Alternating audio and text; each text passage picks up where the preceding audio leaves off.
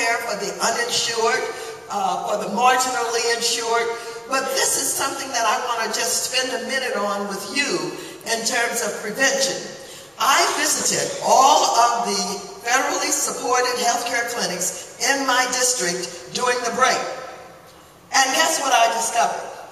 People in the waiting room, bored, half asleep, anxious to get served, people just sitting there. Why isn't someone talking to folks who are sitting in these healthcare clinics waiting for service? You talk about prevention.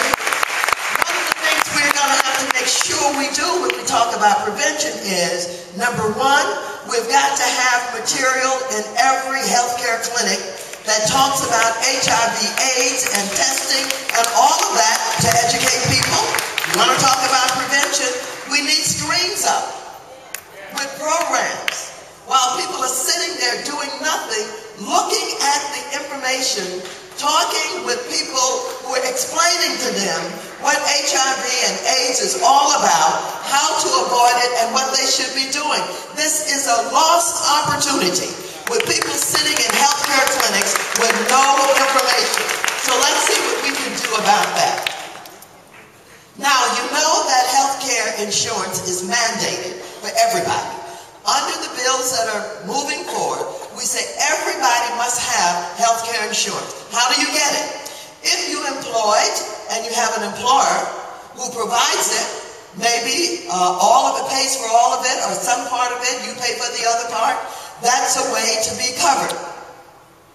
If you have to purchase it yourself, you can go on the exchange and you can find a healthcare insurer that you like, and you can choose your plan. Or if you decide that you're not going to buy it because you don't believe any of this, then when you file your income tax, you're going to be taxed 2.5%. And why is that?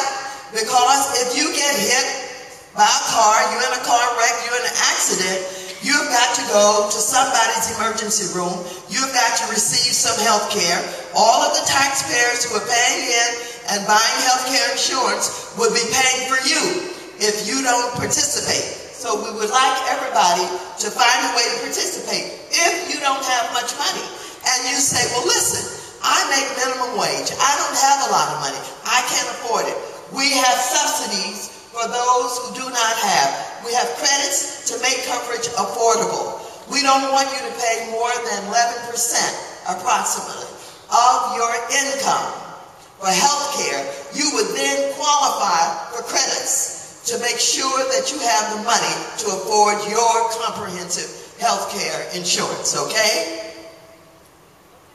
The big question that's on the agenda has to do with the government option that's up here somewhere. The government option is what is being discussed. This way, baby. Here it is, right here. A public option to complete with private plans. There's a lot of discussion about this, confrontation, and this is where the opposition, the right-wingers, are confronting all of the town hall meetings. They're on the air, they're all over, talking about government is taking over your health care. Not true, I've explained the options, but why is this so important? Health care insurance companies have been getting away with murder. They've been ripping us off for years.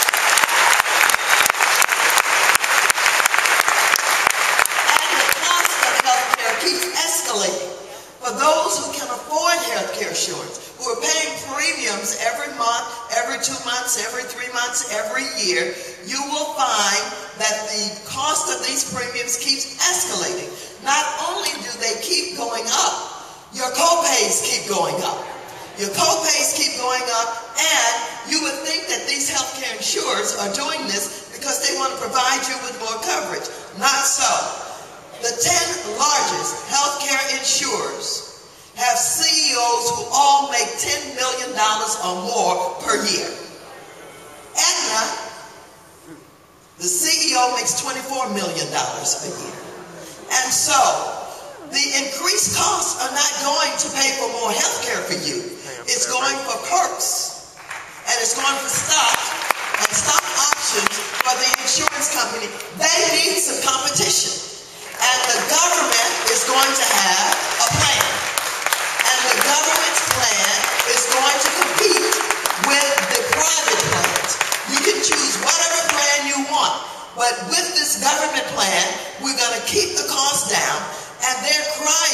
because they're saying that they're going to cause us to go out of business because they're going to be lower priced than we are. Well, if that's the case, so be it. Hey! No more co-pays or deductibles for preventive care. Right. No co-pays or deductibles for preventive care. Basically, we don't want you to be scared off by all of the misinformation. They will tell you that the immigrants are going to come from all over the world to get this health care, and you're going to have to pay for it. Tell them you have heard the divisions that have been created by those who have the scare tactics about immigrants. First of all, if you happen to be an immigrant and you're working someplace and your company provides health care insurance, they got to provide it for everybody. They've got to provide it for everybody.